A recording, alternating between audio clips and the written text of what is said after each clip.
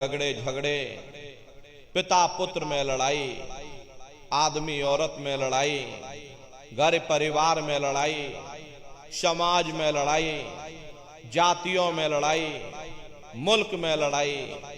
हरे नर नारियों, ये इंसानों का काम नहीं है, ये हैवानों का काम है। इसलिए पहले आप इंसान बनो, चरित्रवान बनो, महात्माओं के जरा नजदीक आओ। वे जो दया का प्रसाद दें उसे खुशी खुशी लेकर के अपने निज घर को जाओ, जहां न फिर जन्मना है और ना ही फिर मरना है।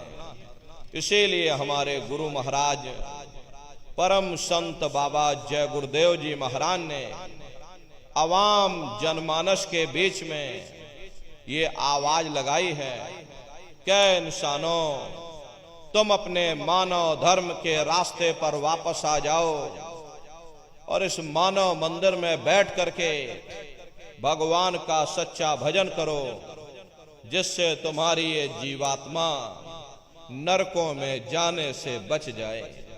अरे हम माने ना माने, लेकिन संत महात्मा त्रिकालदर्शी होते हैं, वे सब कुछ जानते हैं।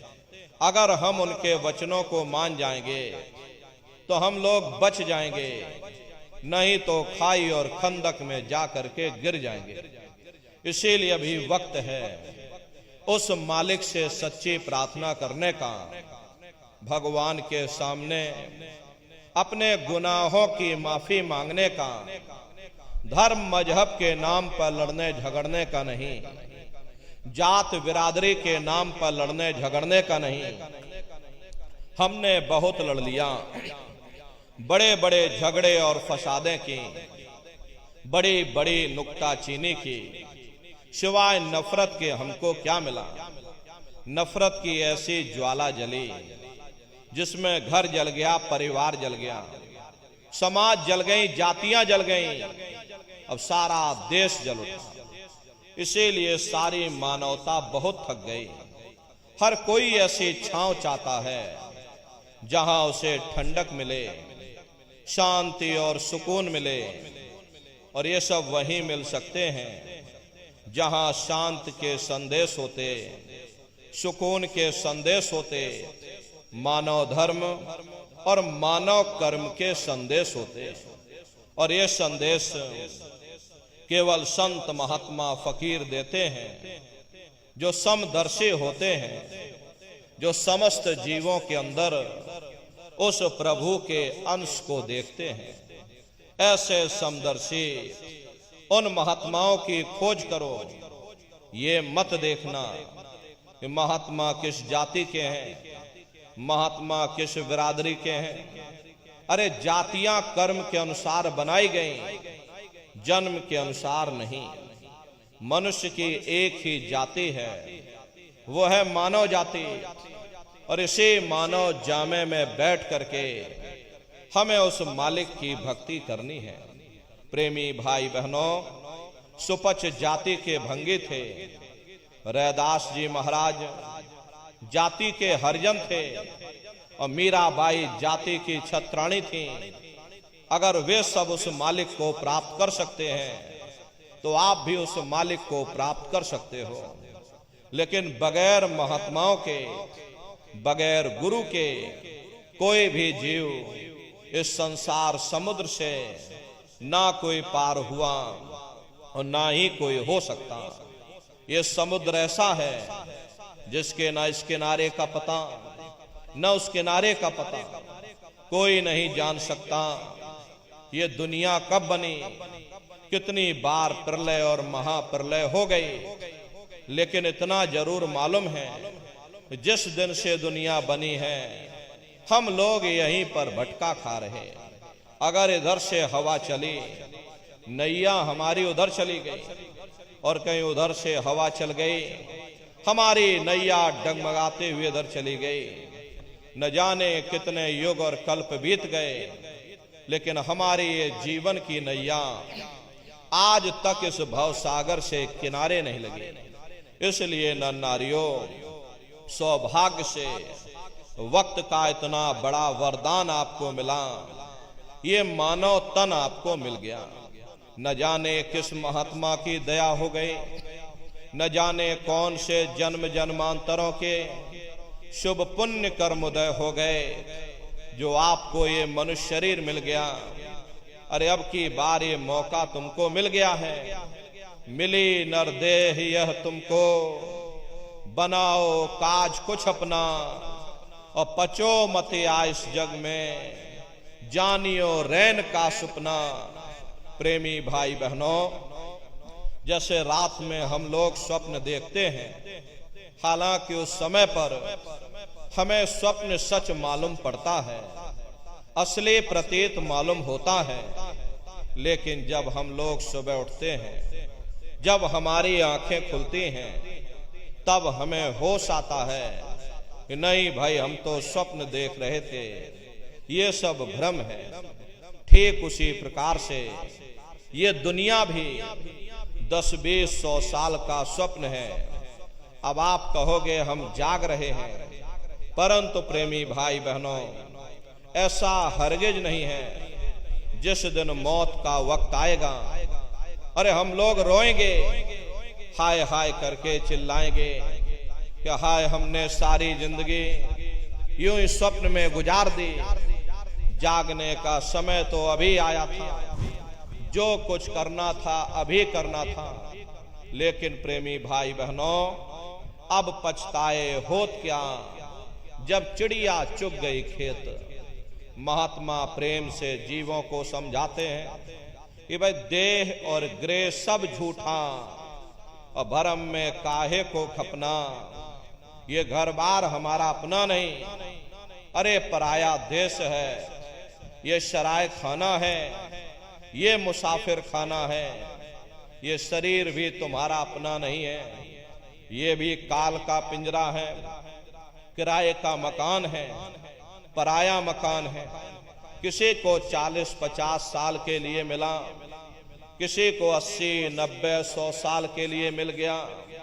जितने जितने श्वास उस मालिक ने बख्शे हैं, उसे भुगतने के बाद में हमें शरीर को यही छोड़ जाना। श्वास दुधारा नित ही जारी, एक दिन खाली चाम। प्रेमी भाई बहनों, एक तालाब पानी से चाहे कितना भी क्यों ना भरा हो, आप एक छोटी सी नाली काटकर खोल दीजिए, तालाब में छोटा सा छेद कर दीजिए, तो सारा पानी ही तालाब से बाहर निकल जाएगा। ठीक उसी प्रकार से तुम्हारा ये शरीर भी श्वासों का भंडार है, और जब तक श्वासों का भंडार जारी है, हम दुनिया के काम काज में फंसे हुए हैं, दुनिया के कारोबार में हम आप उलझे हुए। लेकिन जिस वक्त ये श्वासों का भंडार खाली होगा, अरे टेलीफोन खड़क जाएंगे, तार पहुंच जाएंगे, संदेश पहुंच जाएंगे, सब नात रिश्तेदार, सब कुटुंब परिवार वाले, सब अड़ोस पड़ोस वाले मिनटों सेकंडों में इकट्ठा हो जाएंगे। प्रेमी भाई बहनों, जिस शरीर से तुम इतना प्रेम किया करते थे, साबुन से मल मल करके नहाते थे, उसे कोई एक रात भी घर में रखने को तैयार नहीं होता। ये कंधों पर लटका करके शमशान भूमि पर छोड़ करके आ जाते। हिंदू लोग तिनका तोड़ाते, जैसे तिनका टूट गया, तेरा मेरा रिश्ता नाता टूट गया। मुसलमान, सिख या ईसाई लोग खाक की मिट्टी कब्र में डाल देते। जो मेरे लिए खाक की मिट्टी है, वह मेरे लिए तू है। अरे मामूली कष्ट नहीं होता, मौत के समय में घनघोर पीड़ा होती है। जन्मत मरत दुसह दुख हुई, सहजो बाई ने बयान किया है। सहजो मौत आइया, अंग अंग दिया तोड़, और हिया जरे छाती फटे, उठे पीर घनघोर।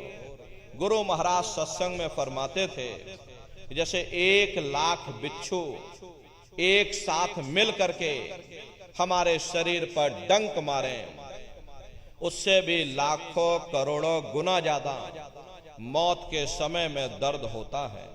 प्रेमी भाई बहनों, जब मृत्यु आती है तो किस तरह से प्राण निकलते हैं, प्राणों के निकलने की क्या प्रक्रिया होती है, पहले उसे आप अच्छी तरह से समझ लीजिए। सिमटत भांस श्वास उठ जावे और प्राण पति जम सिमट समावे, उस समय हमारी ये श्वासें रुक जाती हैं, शरीर की चेतना नीचे से सिमटने लगती है। तो सबसे पहले गुदा चक्र टूटता है, क्योंकि गुदा चक्र में पृथ्वी का वास होता है। गुदा चक्र टूट करके ऊपर इंद्रिय चक्र में समा जाता है। इंद्रिय चक्र में जल का वास होता है, यानी जल ने पृथ्वी को घोल दिया। फिर जब इंद्रिय चक्र टूटेगा तो ऊपर नाभि चक्र में समा जाएगा। ये नाभि चक्र में अग्नि का वास होता है, यानी अग्नि ने फिर जल को सुखा दिया। ये नीचे से सिमटाव होता है, नीचे से ऊपर की ओर सिमटाव होता है।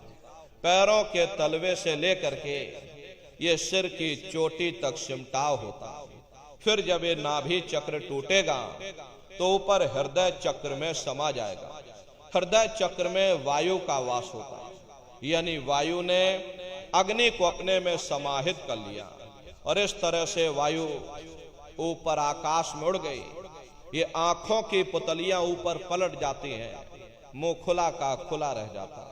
अरे महात्मा कहते हैं कि जब यह कर्म कलाय उपजावे और बुद्धि सुरत की आन दबावे, जब यह जीवात्मा पांचों तत्वों को लांग करके जल पृथ्वी अग्नि वायु आकाश पांचों तत्वों को लांग करके ऊपर आती है, तो काल दाढ़ में आन दवानी, जब ढरके नैनन से पानी, जब काल अपनी दाढ़ में दबाता है उस समय नेत्रों से पानी निकलता, इंद्रियां टूट टूट करके चकनाचूर हो जाती, सब नात रिश्तेदार खड़े रह जाएंगे, लगे टकटकी दिखे न भाई, वाह समय को करे सहाई। उस समय मरने वाला टकटकी लगाकर देखता है कि कोई मेरी मदद कर दे, कोई मेरी सहायता कर दे, कोई मुझे बचा ले। लेकिन प्रेमी भाई बहनों, सब नात रिश्तेदार खड़े रह जाते, भाई बंधु सब देखते रह जाते, डॉक्टर वैद्य हकीम सब आपको घेरे रह जाते, लेकिन उस समय आपको कोई बचा नहीं पाता। जम के दूत घेर चौफेरा और निक्षय प्राण छोड़ के डेरा। यमदूत आते हैं, प्राणों की डोरी को तोड़ देते हैं और जीवात्मा को खींच करके इस शरीर से बाहर कर दिया जाता है। जैसे जीवात्मा शरीर से अलग हुई, ये शरीर हमारा मिट्टी हो जाता। अरे इस मिट्टी को ले जा करके तुम शमशान भूमि पर जला करके राख कर देते। हाड़ जले जैसे लाकड़ी, केस जले जैसे घास, कंचन जैसी ये काया ढह गई और कोई ना वे पास। ये कहानी हमारी आपकी यही समाप्त हो गई।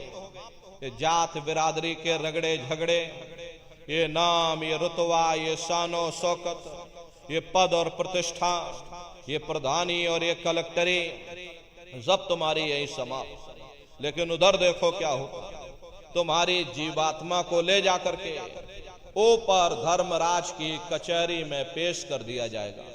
वहां पलक झपकते ही तुम्हारे अच्छे और बुरे कर्मों का हिसाब किताब हो जाएगा। धर्मराज तुमको सजा सुना देंगे कि ले जाओ इनको फलाने नरक में डाल दो, क्योंकि मैंने इनको मौका दिया था।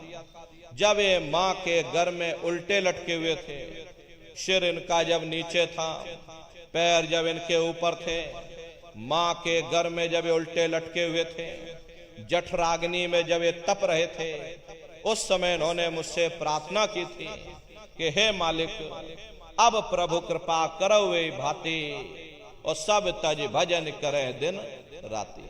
कि हे परमात्मा, इस बार हमको मौका दे दो, इस बार हमको ये मनुष्य शरीर दे दो, हम भजन करेंगे, भक्ति करेंगे, हम अपनी जीवात्मा का कल्याण करेंगे। तो मैंने इनकी प्रार्थना को स्वीकार कर लिया। और इनको मैंने सुंदर सा ये मनुष्य शरीर दे दिया और कह करके मैंने भेजा था कि भाई ये मनुष्य शरीर ये किराए का मकान है, ये तुम्हारा अपना नहीं है। अगर ये तुम्हारा अपना होता तो हमेशा तुम्हारे पास रहता। ये तुम्हारा अपना नहीं, ये मैंने तुमको कुछ समय के लिए किराए का ये मकान दिया है। हाँ, तुम अपनी जीवात्मा को मेरे किराए के मकान में बैठा करके मालिक की भक्ति करके समय रहते अपनी जीवात्मा को जगा लेना, अपनी जीवात्मा का कल्याण करा लेना। मैंने कुछ समय के लिए तुम सबको ये किराए का मकान दिया है और जब समय पूरा होगा तो मैं अपने सिपाहियों को ऊपर से भेजूंगा और उस समय पर तुम मेरे किराए के मकान को खाली कर देना। लेकिन इतना ध्यान रखना, जैसा साफ सुथरा मैंने तुमको ये किराए का मकान दिया है, वैसा ही साफ सुथरा तुम मुझको वापस लौटाना।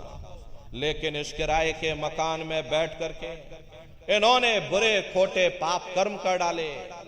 मेरे किराए के मकान को इन्होंने अपने कर्मों से गंदा कर दिया, इसलिए कर्मों की सजा इनको मिलेगी। ले जाओ इनको फलाने नरक में डाल दो। अरे महात्मा कभी झूठ नहीं बोलते। महात्माओं ने जब साधना किया, साधना करके जब ऊपर गए और ऊपर जा करके जब उन्होंने नरकों का हाल देखा तो हमारी आपकी जानकारी के लिए उन्होंने धर्म ग्रंथों में लिख दिया, लोह के खम्भ तपत के माही, और जहां जीव को ले चिपटाई वहां बड़े बड़े लोहे के खंबे अग्नि से धधक धधक कर लाल हो रहे। ऐसे खोटे जीवों को उन्हीं तपते हुए खम्भों के ऊपर लिटा दिया जाता। जीव हाय हाय करके चिल्लाता है, तड़फ तड़फ जीव जुलम बुखारी, और तपत खम्भ दुखी उपजे भारी। असहनी वेदना होती है, असहनी दुख और दर्द होता।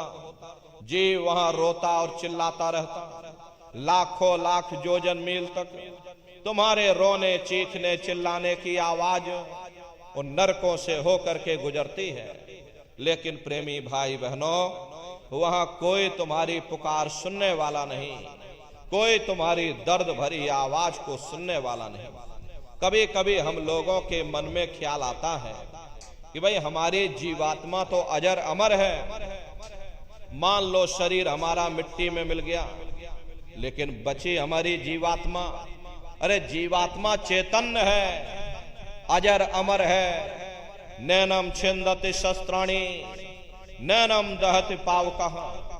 ना हमारी जीवात्मा को कोई शस्त्र काट सकते हैं और ना ही हमारी जीवात्मा को कोई अग्नि जला सकती है। फिर भला हमारी जीवात्मा को कौन से नरकों की आग में जलाया जाएगा? भला हमारी जीवात्मा को फिर कौन सा कष्ट होगा? इसे समझने की कोशिश करो। प्रेमी भाई बहनों, तुम्हारी जीवात्मा के ऊपर 4 प्रकार के कपड़े पहनाए जाते हैं। पहला है कारण कपड़ा, दूसरा है सूक्ष्म कपड़ा, तीसरा है लिंग कपड़ा और चौथा स्थूल कपड़ा है। ये पंच भौतिक शरीर जिसके अंदर तुम्हारी जीवात्मा बंद है, ये स्थूल शरीर है। जब ये स्थूल शरीर नष्ट हो जाएगा तब तुम्हारी जीवात्मा लिंग शरीर में आती है। लिंग शरीर 17 तत्वों का होता है। जितने भी देवी देवता भूत प्रेत जिंद पिशाच होते, ये सभी लिंग शरीर में आते हैं। लिंग शरीर का जो भोजन होता है वो खुशबू यानी कि सुगंधी होता है। लिंग शरीर के ऊपर सूक्ष्म शरीर आता है। सूक्ष्म शरीर का जो भोजन होता है वो प्रकाश होता है और सूक्ष्म शरीर के ऊपर कारण शरीर आता है।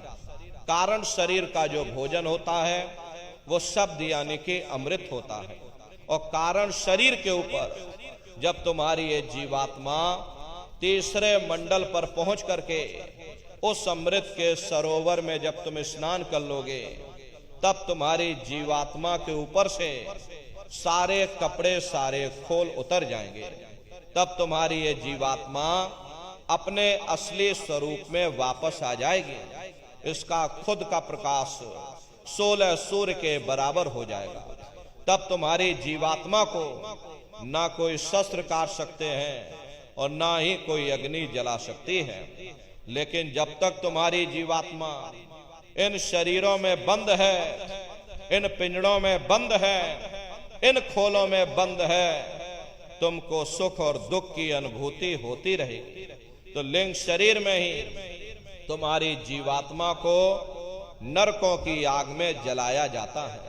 अरे महात्मा कहते हैं नर के अनेक और हैं, कहां लगे कहूं बखान, दुख भोगते यह जीव जो जाने जो भोग समान।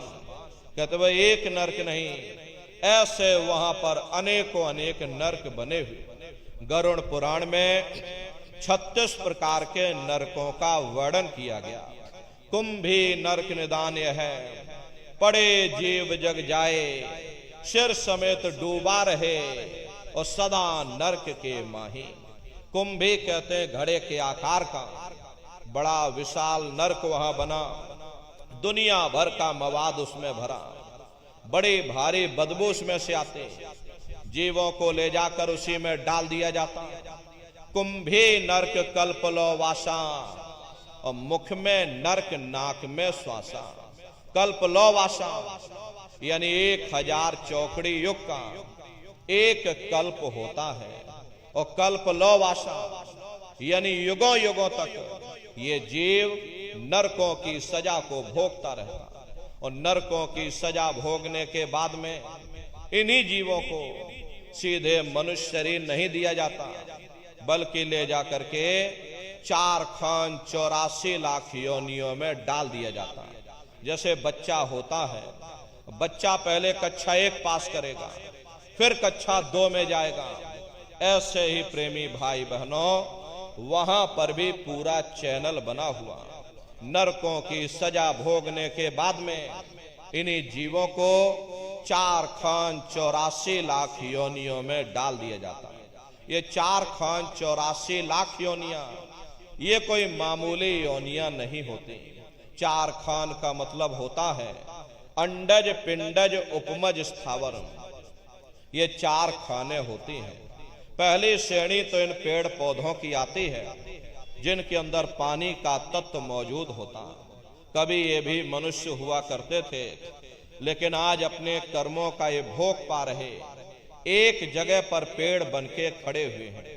दूसरी श्रेणी कीड़े मकोड़ों की आती है जिनके अंदर पृथ्वी और अग्नि का तत्व मौजूद होता है। तीसरी श्रेणी पंछियों की आती है। चौथी चौपाए जानवरों की आती है। और 5वीं स्वयं इंसानों की आती है, जिसके अंदर 5 तत्व जल पृथ्वी अग्नि वायु आकाश 5 तत्व मौजूद होते। प्रेमी भाई बहनों ये 4 खाने हैं, इनकी अलग अलग कुल 84 लाख योनियां होती हैं। अब आप पेड़ पौधों को ही देखिए तो आम का पेड़ अलग है, नीम का पेड़ अलग है, पीपल का पेड़ अलग है। ऐसे अलग अलग प्रजातियों के कीड़े मकोड़े, अलग अलग प्रजातियों के पशु और पंछी, कुल मिलाकर 84 लाख योनियां हैं। हम दुनिया के जीव नरकों की सजा भोगने के बाद में इन्हीं 84 लाख योनियों में डाल दिए जाते हैं। अरे मामूली कष्ट नहीं होता। हमको आपको गर्मी लग गई तो हम लोग देखो छाया में आ गए, सर्दी लग गई कंबल रजाई ओढ़ लिया, भूख लग गई भोजन कर लिया, बीमार हो गए अस्पतालों में चले गए, अपना अपना इलाज करवा लिया। लेकिन देखो इन जानवरों को, क्या गर्मी क्या सर्दी और क्या बरसात, एक एक रोटी के टुकड़े के लिए बेचारे दर बदर रोड पर भटकते रहते। किसी का हाथ कट गया, किसी का पैर कट गया, किसी को आपने जीते जी काट डाला, मुर्गी की पकड़ करके गर्दन ही घुमा डाली। अरे उनको भी दर्द होता है, उनको भी तकलीफ होती है, लेकिन वे बेचारे बेजुबान हैं, कुछ बोल नहीं पाते, कुछ बता नहीं पाते। हम लोगों के अंदर ये जुबान है, हम लोग बोल बता देते हैं, वे सिर्फ रोते और चिल्लाते रहते। अरे कौन उनकी पुकार सुनने वाला, कौन उनकी दर्द भरी आवाज को सुनने वाला, कौन सी अदालत में जाकर के वे बेचारे दरवाजा खटखटाएं, या कौन मजिस्ट्रेट उनकी फरियाद को सुनेगा। प्रेमी भाई बहनों, कोई सुनने वाला नहीं है। अरे कई जन्म भय कीट पतंगा, कई जन्म भय मीन कुरंगा, कई जन्म पंखी सर्प होयो, कई जन्म है वर वृक्ष जोयो, मिल जगदेश मिलन की वरिया, और चिरंकार यह देश सजरिया। करोड़ों करोड़ युगों से हम आप नरकों की सजा भोगने के बाद में फिर कभी कीड़े पतंगों की योनि में डाल दिए जाते, कभी पेड़ पौधों की योनि में डाल दिए जाते, तो कभी हम लोगों को पशु और पंछियों की योनि में डाल दिया जाता है। प्रेमी भाई बहनों, 84 लाख योनियों की सबसे जो आखिरी योनि होती है वो गाय और बैल की योनि होती है। गाय स्त्री का रूप लेती है और बैल पुरुष का रूप लेते हैं। ये 84 लाख योनियों की सबसे आखिरी योनि यानी कि अंतिम पायदान होता है। उसके बाद तब जाकर के हम लोगों को दोबारा फिर से मनुष्य शरीर प्राप्त होता। इसीलिए कहा गया है कि बड़े भाग्य मानुष तन पाया, कोट जन्म जब भटका खाया। कोटान कोट जन्म जन्मांतरों तक अलग अलग योनियों में भटकने के बाद में तब बड़े सौभाग्य से तुम लोगों को ये मनुष्य शरीर प्राप्त हुआ है। लेकिन बड़े अफसोस की बात है, जैसे किसी को हीरा मिल गया, उसे हीरे की परख नहीं, उसने हीरे को ले जाकर गधे के गले में बांध दिया। ठीक उसी प्रकार से ये मनुष्य शरीर उत्तम से उत्तम है, लेकिन इंसान इसकी कद्र नहीं करता। खाने पीने ऐशो इशरत में, मोह ममता में अपने कीमती समय को और श्वासों की पूंजी को बर्बाद कर देता। रात गवायो सोए के और दिवस गवायो खाए, और हीरा जन्म अमोल था कौड़ी बदले जाए। भगवान राम ने कहा, बड़े भाग्य मानुष तन पाया, सुर दुर्लभ सद ग्रंथ ही गाया। सुर कहते हैं देवताओं को। बड़े से बड़े देवी और देवता भी इस मनुष्य शरीर को पाने के लिए तरसते हैं, क्योंकि इसी मनुष्य रूपी मंदिर में बैठ करके हम आप उस परमात्मा की भक्ति कर सकते हैं। इसीलिए संतों महात्माओं ने इस पंच भौतिक शरीर को सच्चा हरि मंदिर कहकर याद किया। ये हरि मंदिर यह शरीर है, और ज्ञान रतन प्रकट होए ये असली हरि मंदिर है। जब भी वो परमात्मा मिलेगा, इसी हरि मंदिर के अंदर मिलेगा। इसी पंच भौतिक शरीर को ईसा मसीह साहब ने टेम्पल ऑफ लिविंग गॉड यानी जिंदा ईश्वर का मंदिर कहा। इसी पंच भौतिक शरीर को मुसलमान फकीरों ने कुदरती काबा कहकर याद किया। इसी पंच भौतिक शरीर को गुरु नानक साहब ने नर नारायणी देह कहकर याद किया। ये वो देह है जिसमें नारायण स्वयं विराजमान है। अरे वो नारायण जब भी मिलेंगे तुम्हें तुम्हारे अंदर मिलेंगे। यही कबीर साहब ने लिखा है, जो तिल माही तेल है, जो चकमक में आग, तेरा साईं तुझ में, और जाग सके तो जाग। जैसे तिल में तेल होता है, पत्थर में अग्नि होती है, ठीक उसी तरह से वो मालिक हर एक के घट घट में, हर एक के वजूद के अंदर बैठा हुआ। यही महात्माओं ने कहा, प्रेमी भाई बहनों, आप सभी लोग बुद्धिमान हो, पढ़े लिखे लोग हो, राजधानी के किनारे के रहने वाले लोग हो। अपनी अपनी बुद्धि से जरा आप स्वयं विचार करके देखिएगा, जब उस परमात्मा ने हर इंसान को एक जैसा बनाया, आँख, कान, नाक, मुंह, हाथ, पांव एक जैसे दिए, तो हम आप ये कैसे सोच सकते हैं कि उसने हिंदुओं के लिए अपने मिलने का कोई और रास्ता बनाया होगा, या मुसलमान सिख या ईसाइयों के लिए अपने मिलने का कोई और रास्ता। कस्तूरी कुंडल बसे और मृग धूड़े बन माही, ऐसे घट घट राम हैं दुनिया देखे नहीं। जैसे हिरन कस्तूरी की खुशबू को बाहर जंगलों में ढूंढता फिरता, हालांकि वो खुशबू उसके नाभि से हो करके आती है, वही हाल हम जीवों का है। हम दुनिया के जीव भी उस परमात्मा की खोज बाहर इस जड़ संसार में कर रहे, लेकिन महात्मा कहते हैं कि भाई मोकू का धूड़े रे बंदे, अरे मैं तो तेरे पास में, ना तीरथ में ना मूरत में, मैं तो हूं विश्वास में। ना मैं तीरथ में मिलूंगा, ना मैं मूरत में मिलूंगा, ना मैं अन्य किसी कर्म कांड में मिलूंगा, ना मैं ग्रंथों में मिलूंगा, ना मैं पोथियों में मिलूंगा, ना ही मैं इन किताबों में मिलूंगा। चाहे सारी उम्र बैठ करके तुम किताबें पढ़ते रहो, रात दिन ढोलक मजीरा बजा बजा करके उन चौपाइयों को तुम रटते रहो, अरे मैं जब भी मिलूंगा तुम्हें तुम्हारे अंदर मिलूंगा। प्रेमी भाई बहनों, बड़ी सीधी सी बात है कि अगर खाना बनाने की किताब सारी उम्र बैठ करके तुम पढ़ते ही रहोगे कि भाई खाना ऐसे बनता है और खाना वैसे बनता है, और खाने में नमक डाला जाता है, और खाने में तेल डाला जाता है, और खाने में हल्दी डाली जाती है, और खाने में जीरा डाला जाता है, तो कभी तुम्हारा पेट नहीं भर सकता। जब तक आप खाना बनाओगे नहीं, उसे स्वयं खाओगे नहीं, कभी तुम्हारा पेट नहीं भर सकता। हम वेदों की निंदा नहीं करते, हम ग्रंथों की निंदा नहीं करते, हम गीता कुरान और बाइबल की निंदा नहीं करते। वेद शास्त्र गीता कुरान बाइबल जितने भी हमारे धर्म ग्रंथ हैं, चिल्ला चिल्ला करके सब यही कह रहे कि भाई मनुष्य के अंदर अंड खंड ब्रह्मांड है, स्वयं वो परमात्मा तुम्हारे अंदर बैठा है। चलो अंदर चलो, अंदर चल करके उस परमात्मा का दर्शन दीदार करो, तभी तुम सच्चा सुख और सच्ची शांति प्राप्त कर सकते।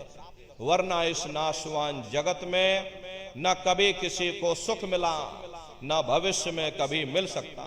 ये जो तो थोड़े बहुत सुख नजर आते हैं, हम आप सारी दुनिया सुख और शांति की खोज में रात और दिन भटकते रहते हैं, लेकिन महात्मा कहते हैं कि भाई ये नाशवान जगत है, और इस नाशवान जगत में किसी को सुख और शांति हासिल नहीं हो सकती। ये जो थोड़े बहुत सुख नजर आते हैं, ये क्षणिक हैं, और क्षणिक चीजों का सुख और आराम केवल क्षणिक ही हो सकता है। जितना इसके आने में हमें खुशी महसूस होती है, उतना इसके जाने में भी हमें दुख भी महसूस होता। अरे आप सभी लोग बुद्धिमान हो, अपनी अपनी बुद्धि से जरा विचार करिएगा।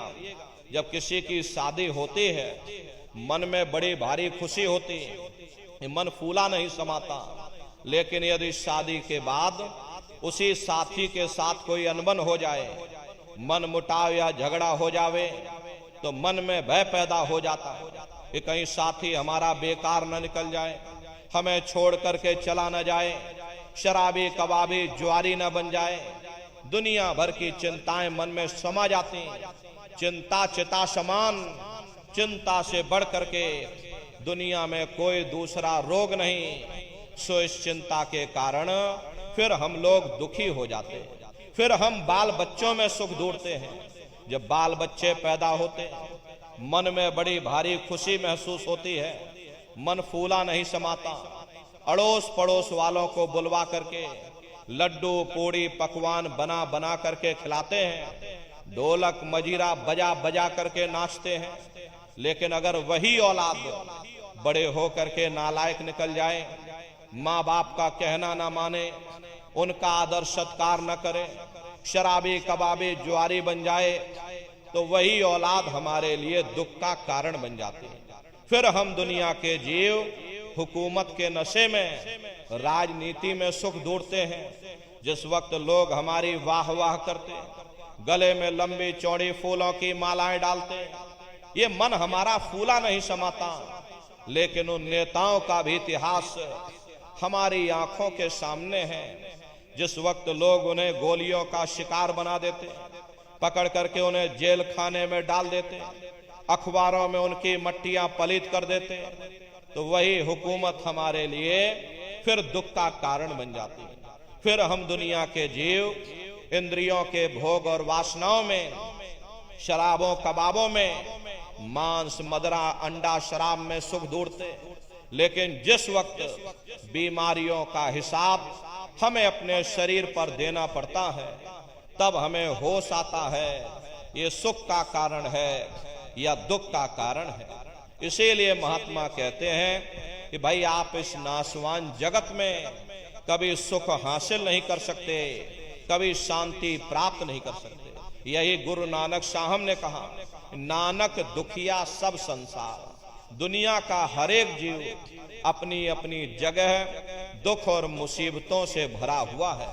यही सहजोबाई ने कहा, धनवंते सब ही दुखी, निर्धन है धन रूप, साध सुखी सहजो कहे, पायो भेद अनूप।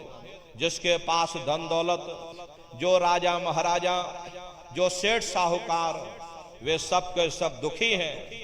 उनको किस चीज का दुख है? बड़े बड़े जो देश हैं लोग, तिनको व्यापे चिंता रोग। ये जो चिंता रोग है उन्हें अंदर से खाए जा रहे, सो इस चिंता के कारण बेचारे दुखी बने रहे। और जिनको रोटी कपड़े मकान की फिक्र लगी, उन बेचारे गरीबों को दुखी होना ही होना। इसीलिए महात्मा कहते हैं कि भाई आप इस नाशवान जगत में नाशवान क्षणिक पदार्थों से कभी सुख हासिल नहीं कर सकते, कभी शांति प्राप्त नहीं कर सकते। प्रेमी भाई बहनों, एक बार हमारे गुरु महाराज कलकत्ता में एक बहुत विशाल पार्क बना हुआ, विक्टोरिया पार्क के नाम से, गुरु महाराज उसी बगिया में बैठे हुए थे। बगल से दो सेठ आए और दोनों सेठ गुरु महाराज के बगल में आकर बैठ गए। सामने देखा तो एक माली घास काट रहा था। अब घास काटते काटते और माली को नींद आ गई और वह घास के ऊपर सो गया। अब दोनों सेठ आपस में बातचीत करने लगे, देखो उस माली को, हमसे ज्यादा सुखी तो वो माली है, कम से कम उसे नींद तो आ रही, हम लोगों को नींद तक नहीं आती, नींद की गोलियां खा खा करके सोना पड़ता। गुरु महाराज उन सेठों की बात सुन रहे थे। गुरु महाराज बोले, अरे भाई सेठ जी, तुमने अपने आप क्यों फैसला कर लिया? जाओ पहले माली से पूछ करके आओ क्या वो सुखी है या नहीं है। गुरु महाराज की बात को मान करके दोनों सेठ माली के पास गए, जगा करके पूछा कि भाई हमारे सवाल का जवाब दे दो, क्या तुम सुखी हो या नहीं हो? तो माली बोला, अरे बाबूजी, हम कहाँ सुखी हैं? सुखी तो देखो महलों में जो रह रहे, ऊंची ऊंची इमारतों में जो रह रहे, एयर कंडीशन में जो लोग रह रहे, वे लोग सुखी हैं, हम कहाँ सुखी। गुरु महाराज उसकी बातों को सुनकर हंसने लगे। गुरु महाराज बोले कि देखो ये सेठ कह रहा कि माली सुखी है और माली कह रहा सेठ सुखी है, और वास्तविकता यही है, यहाँ कोई सुखी नहीं। ना सुख विद्या के पढ़े, ना सुख वाद विवाद, और साध सुखी सहजो कहे, जो लागे सुन्न समाज। न आलिम फाजिम सुखी हैं, न गुड़ी ज्ञानी सुखी हैं, न बड़े बड़े विद्वान सुखी हैं। अरे सुखी वही है जिसने दुनिया में से अपने मन को निकाल करके मालिक के चरणों में लगाया हुआ। इसीलिए महात्मा कहते हैं कि भाई ये नाशवान जगत है, और इस नाशवान जगत में नाशवान पदार्थों से तुम कभी सुख हासिल नहीं कर सकते, कभी शांति प्राप्त नहीं कर सकते। कभी कभी हम लोगों के मन में ख्याल आता है कि भाई जिन दिनों महात्मा आए थे तब दुनिया की हालत इतनी अच्छी ना रही होगी, इसीलिए महात्मा दुखी दुखी चिल्लाते रहते हैं। अब हमने 100 सालों के अंदर इतनी तरक्की कर ली, 100 सालों के अंदर हमने इतना विकास कर लिया। पहले हम झोपड़ियों में रहा करते थे या एक आध कोठरियों में पूरा परिवार रहा करता था। इसी तरह से खेती बाड़ी भी लोग हाथों से बैलों से किया करते थे। 15-20 मील के अंदर हमारी सारी दुनिया थी, हम उसी में गुजारा करके मर जाते थे। लेकिन अब हमने 100 सालों के अंदर इतनी तरक्की कर ली, 100 सालों के अंदर हमने इतना विकास कर लिया, बड़ी बड़ी कोठियां बनवा ली, उनमें एयर कंडीशन भी लगवा लिया, बीमारी दूर करने के लिए बड़े बड़े अस्पताल बन गए, बड़े बड़े डॉक्टर आ गए, खेती बाड़ी के लिए बड़े बड़े ट्रैक्टर आ गए, तरह तरह की रासायनिक खादें, कीटनाशक दवाइयां आ गई। फिर भी हम दुखी क्यों हैं? जब हमने इतनी तरक्की कर ली, जब हमने 100 सालों के अंदर इतना विकास कर लिया, फिर भी आखिर हम दुखी क्यों हैं? महात्मा हमें दुखी क्यों कहते हैं? या तो हमारे सोचने में फर्क है या हमारे समझने में ही फर्क है। अरे आप अपनी बुद्धि से विचार करिएगा, जब हम झोपड़ियों में रहते थे, पूरा परिवार एक साथ रहा करता था, आपस में एक दूसरे से प्रेम था, शाम को थके हारे घर वापस आते थे, प्रेम के साथ भोजन किया करते थे, गा बजा करके निश्चिंत होकर के सो जाते थे, मन में कोई चिंता और तनाव की लकीरें नहीं हुआ करती थी। लेकिन जब हमने इतनी तरक्की कर ली, 100 सालों के अंदर हमने इतना विकास कर लिया, बड़ी बड़ी कोठियां बनवा ली, उनमें एयर कंडीशन भी लगवा लिया, 9-9 इंच के गद्दे भी डलवा लिए, फिर भी हमको नींद नहीं आती, नींद की गोलियां खा खा करके सोना पड़ता।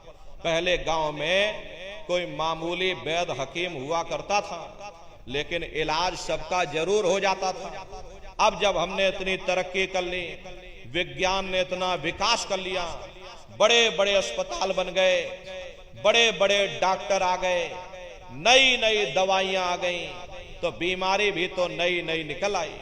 इसका मुख्य कारण है कि लोग अनाज की पैदावार को बढ़ाने के लिए तरह तरह के रासायनिक खादें और कीटनाशक दवाइयों का इस्तेमाल करने लगे, जिसका प्रभाव हमारे शरीर पर पड़ता है। लोगों का खान पान गंदा हो गया, मांस, मछली, अंडा, शराब जैसे व्यसनों का लोग सेवन करने लगे, जिसका प्रभाव हमारे शरीर पर पड़ता। अरे डॉक्टर जरूर हैं, पर मिलते किसको हैं? और मिल भी जाए तो अस्पतालों में चारपाइयां कहाँ मिलती, बीमार तो बेचारे बरामदों में पड़े रहते। और हम कहते हमने तरक्की कर ली। बेशक हम इतना अनाज पैदा करते, लेकिन कीमतें इतनी आसमान छू रही कि गरीब आदमी बेचारा खा नहीं पाता। अरे अमीर आदमी तो वैसे भी नहीं खाता, क्योंकि उसे शुगर हो रखी, और गरीब आदमी को मिलता नहीं, क्योंकि कीमतें आसमान छू रही। फिर ऐसी तरक्की से किसी का क्या फायदा हो सकता? पहले गांव में कोई मामूली झगड़ा होता था, 4 भले लोग मिल बैठ करके सुलझा देते थे। अब आप मुकदमा करके देख लीजिए, क्या मजाल 20-25 साल से पहले आपको कोई फैसला मिल जाए।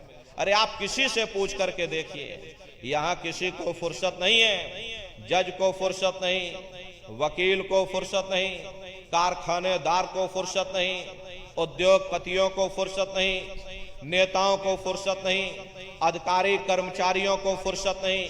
सबके चेहरे पर चिंता और तनाव की लकीरें हैं। फिर ऐसी तरक्की से किसी का क्या फायदा हो सकता है? प्रेमी भाई बहनों, ये तरक्की का कसूर नहीं है, ये हमारा अपना कसूर है।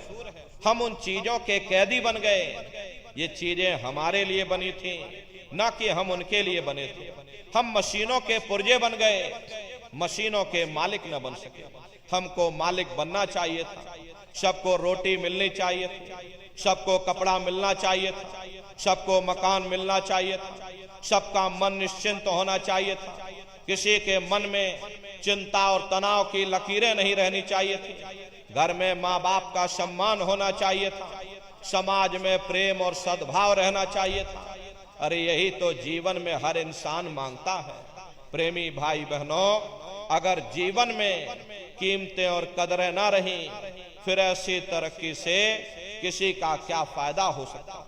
इसीलिए महात्माओं ने जब कहा था तब भी ठीक था, और अब कहा तो अब भी ठीक है। दुनिया में न तब किसी को सुख मिला, न अब किसी को सुख मिल सकता। इसीलिए महात्मा कहते हैं कि अगर तुम सुख पाना चाहते हो, अगर तुम शांति पाना चाहते हो, तो लगो तुम अब चढ़कर सतनाम, उस सतनाम की खोज करो, उस परमात्मा की भक्ति करो। क्योंकि जितना समय तुम्हारा ध्यान मालिक की भक्ति में लगा रहेगा, तुम दुनिया में 2-4 दिन जरूर सुख हासिल कर सकते। और अगर तुम्हारा ध्यान मालिक की भक्ति की तरफ से हट जाएगा तो सारी दुनिया तुम्हारे लिए दुख का रूप बन करके खड़ी हो जाएगी। अरे आप अपनी बुद्धि से विचार करिए, एक छोटा सा बच्चा अपने पिता की उंगली पकड़ करके मेला या नुमाइश में घूमने जाता है। उसे मेले की हर साजो सामान बड़ी खूबसूरत नजर आती। किसी जगह खेल खिलौनों की दुकानें लगी, कहीं गुड्डे गुड़ियों की दुकानें लगी, कहीं झूलों की दुकानें लगी, कहीं मिठाई और पकवान की दुकानें लगी। वह बच्चा सोचता है कि शायद ये खुशी हमको मेले के साजो सामान से मिल रही। और अगर भूल करके भी वो बच्चा अपने पिता की उंगली छोड़ देता तो वह सारा साजो सामान उसी जगह रहता है, लेकिन बच्चा रोने चिल्लाने लगता, चीखने लगता। तब उसे खुद व खुद महसूस होता है ये खुशी हमें तभी तक प्राप्त हो सकती है जब तक हमने अपने पिता की उंगली पकड़ रखी थी। अरे हमारा पिता कौन है? वो परमात्मा है, वो परमेश्वर है जिसने अंड खंड ब्रह्मांड की रचना की। जितना अरसा, जितना समय तुम्हारा ध्यान मालिक की भक्ति में लगा रहेगा, हम दुनिया में 2-4 दिन जरूर सुख हासिल कर सकते। और अगर हमारा ध्यान मालिक की भक्ति की तरफ से हट जाएगा तो सारी दुनिया तुम्हारे लिए दुख का रूप बन करके खड़ी हो जाएगी। इसलिए प्रेमी भाई बहनों, चारों तरफ से अपने ख्याल ध्यान को समेट करके एक मन एक चित्त हो करके सूरत शब्द नाम की कमाई करो। सूरत शब्द नाम की कमाई करना, सब जतन दूर अब धरना। कोई दूसरा उपाय करने की जरूरत नहीं। ऐसा मत करना कि गंगा गए तो गंगा राम बन गए और जमुना गए तो जमुना दास बन गए। प्रेमी भाई बहनों, इस बात को हमेशा ध्यान में रखिएगा, जो पानी 100 सुराखों से बहेगा वो कभी खेत नहीं सींच सकता। अगर हम अपने ध्यान को दुनिया में चारों तरफ फैलने देंगे, हम कभी कुछ भी प्राप्त नहीं कर सकते। नाम विसार चल ही अनिमार्ग, अंत काल पछताई। नाम की कमाई का तरीका छोड़ करके और किसी रास्ते पर चल करके देख लो, अंत समय पछताना पड़ेगा। इसीलिए प्रेमी भाई बहनों, महात्मा कहते हैं भाई सूरत शब्द नाम की कमाई करना, सब जतन दूर अब धरना। जितने भी महात्मा धरती पर आए उस मालिक को पाया, सूरत शब्द नाम योग की साधना करके ही पाया। देखिए, सबसे पहले कबीर साहब आए। कबीर साहब ने सूरत शब्द नाम योग की साधना जारी की। उसके बाद गुरु नानक साहब आए। गुरु नानक साहब ने भी सूरत शब्द नाम योग की साधना जारी की। उसके बाद और भी महात्मा आए, कबीर, नानक, दादू दरिया, भीखा, रविदास, पलटू। अरे आपके बाराबंकी जिले में ही देखिए जगजीवन साहब जी महाराज हुए, उन्होंने भी उस मालिक को पाया, सूरत शब्द नाम योग की साधना करके ही पाया। आप चित्रकूट में चले जाइए, गोस्वामी जी महाराज हुए जिन्होंने रामचरित्र मानस बनाई, जिसका पाठ आप सभी लोग अपने अपने घरों में, मंदिरों में बैठ करके करते हो। उन्होंने भी उस मालिक को पाया तो सूरत शब्द नाम योग की साधना करके ही पाया।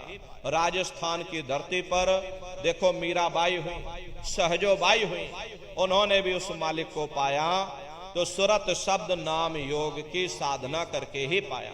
प्रेमी भाई बहनों, ये सूरत शब्द नाम योग की साधना है। इस साधना की 3 क्रियाएं हैं।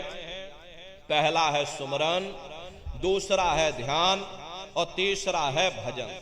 सुमरन कहते हैं अपने गुरु को याद करना, ध्यान कहते हैं अपनी दिव्य दृष्टि को खोलना, और भजन कहते हैं कान में उंगली डाल करके उस शब्द को सुनना, उस नाम को सुनना, उस देववाणी आकाशवाणी को सुनना जो 24 घंटे तुम्हारे सबके अंदर गूंज रही। प्रेमी भाई बहनों, ये सूरत शब्द नाम योग की साधना है। सुमरन, ध्यान और भजन। तो कैसे आप लोग सुमरन करोगे, कैसे आप लोग ध्यान करोगे और कैसे आप लोग भजन करोगे, जरा बैठ करके अच्छी तरह से समझिएगा और फिर घर पर जा करके करिएगा। तो सबसे पहले सुमरन कैसे किया जाएगा? सुमरन करने के लिए एक माला आप लोग ले लेना। ये देखिए प्रेमी भाई बहनों, 108 दाने की ये माला है। अपने अपने घरों में बैठ करके बाहर से अपनी आंखों को बंद कर लेना और दोनों आंखों के मध्य भाग में अपने ध्यान को रोक करके और दाने दाने पर मन ही मन प्रत्येक दाने पर जय गुरुदेव नाम का उच्चारण करिएगा। हर दाने पर जय गुरुदेव नाम, हर दाने पर जय गुरुदेव नाम, जय गुरुदेव जय गुरुदेव जय गुरुदेव जय गुरुदेव, कुल 108 बार करिएगा। दोबारा इसी जगह फिर वापस आ जाओगे। जब आप जय गुरुदेव नाम का उच्चारण करोगे तो दोनों आंखों के मध्य भाग में अपने ध्यान को रोक करके और दाने दाने पर जय गुरुदेव नाम का उच्चारण करिएगा। जिसको आप याद कर रहे हो, एक समय ऐसा आएगा वो अंतर में तुम्हारे सामने प्रकट हो जाएगा। उसके स्वरूप को देख लेना, फिर उसी के स्वरूप को याद करके जय गुरुदेव नाम का सुमरन सभी नए प्रेमी भाई बहन करिएगा। दूसरी बार फिर यहीं से जय गुरुदेव नाम का सुमरन, तीसरी बार फिर यहीं से जय गुरुदेव नाम का सुमरन, चौथी बार फिर यहीं से जय गुरुदेव नाम का सुमरन। इस तरह से कुल 8 बार जय गुरुदेव नाम का सुमरन सभी नए प्रेमी भाई बहन करिएगा। और 8 बार करने के बाद में ये माला आप रख देना। प्रेमी भाई बहनों, ये जय गुरुदेव नाम किसी साधारण इंसान का नाम नहीं, ये स्वयं उस अनामी महाप्रभु का नाम है। समय समय पर संत महात्मा अपने अपने समय पर आकर के अपनी साधना के द्वारा उस मालिक के नाम को जगाते हैं, उस मालिक के नाम को सिद्ध करते हैं। जैसे कबीर साहब आए, कबीर साहब ने साहिब नाम सिद्ध किया। गुरु नानक साहब आए, गुरु नानक साहब ने वाह गुरु नाम सिद्ध किया। गोस्वामी जी महाराज आए, गोस्वामी जी महाराज ने राम नाम सिद्ध किया। मीराबाई आई, मीराबाई ने गिरधर नाम सिद्ध किया। सूरदास जी महाराज आए, सूरदास जी महाराज ने श्याम नाम सिद्ध किया। इसी तरह से हमारे गुरु महाराज जय गुरुदेव नाम सिद्ध करके गए। जय गुरुदेव नाम का जहाज लगाकर गए। अगर जहाज पर सारी दुनिया बैठेगी, ये जहाज सारी दुनिया को पार करेगा। नए जीवों के लिए नामदान को और सरल से सरल किया गया। वरना बहुत से पुराने पुराने प्रेमी हैं, अगर उनसे ये पूछा जाए कि भाई जरा नाम रूप स्थान गाजे बाजे बता दो, वो तक भूल जाते। अब इतने पुराने हो करके आज तक नाम रूप स्थान गाजे बाजे याद नहीं कर पाए। इसीलिए नए जीवों के लिए नामदान को और सरल से सरल किया गया। एक साध है सब सद है, सब साध है सब जाए। पहले अपने गुरु की उंगली पकड़ लो, क्योंकि गुरु तुम्हारा सच्चा रहबर है। गुरु बिन भव निज तरह न कोई, बगैर गुरु के तुम्हारी ये जीवात्मा इस भव सागर से पार नहीं जा सकती। गुरु गोविंद दो खड़े काके लागू पाई, बलिहारी गुरु आपने जिन गोविंद दियो बताई। महिमा उन्हीं की है जिन्होंने उस गोविंद को लखा दिया। इस संसार में हमारे 3 तरह के गुरु होते हैं। पहले गुरु हमारे ये माता पिता होते हैं, जो हमें जन्म देते हैं, हमारा पालन पोषण करते, बचपन से हमारे अंदर संस्कार डालते। ये माता पिता हमारे पहले गुरु होते। दूसरे गुरु हमारे शिक्षक होते हैं, जो हमें स्कूलों में कॉलेजों में हमें जो भौतिक ज्ञान देते हैं, ये हमारे दूसरे गुरु होते। और तीसरे हमारे आध्यात्मिक गुरु होते, जो हमारे जीवात्मा को इस भवसागर से पार ले जाते। इसीलिए कहा गया है गुरुर ब्रह्मा गुरुर विष्णु गुरुर देवो महेश्वर गुरुर साक्षात पर ब्रह्म तस्मै श्री गुरुवे नमः। 3 लोक 9 खंड में गुर से बड़ा न कोई, करता करे न कर सके, और गुरु करे सो होए। इसलिए प्रेमी भाई बहनों, साधना करने से पहले जय गुरुदेव नाम का सुमरन सभी नए प्रेमी भाई बहन करिएगा। और सुमरन करने के बाद में फिर आप लोग ध्यान पर बैठिएगा। दूसरा है ध्यान। ध्यान कहते हैं दृष्टि को एकाग्र करना, अपनी दिव्य दृष्टि को खोलना, अपने शिव नेत्र को खोलना, अपने तीसरे नेत्र को खोलना। तो कैसे आप लोग ध्यान करोगे, जरा अच्छी तरह से समझ लीजिए। अपने अपने घरों में पलथी मार करके आप लोग बैठिएगा, शरीर को टाइट मत करिएगा। बहुत से प्रेमी गलती कर देते हैं कि ध्यान के समय अपने शरीर को बिल्कुल टाइट कर देते हैं। यदि आप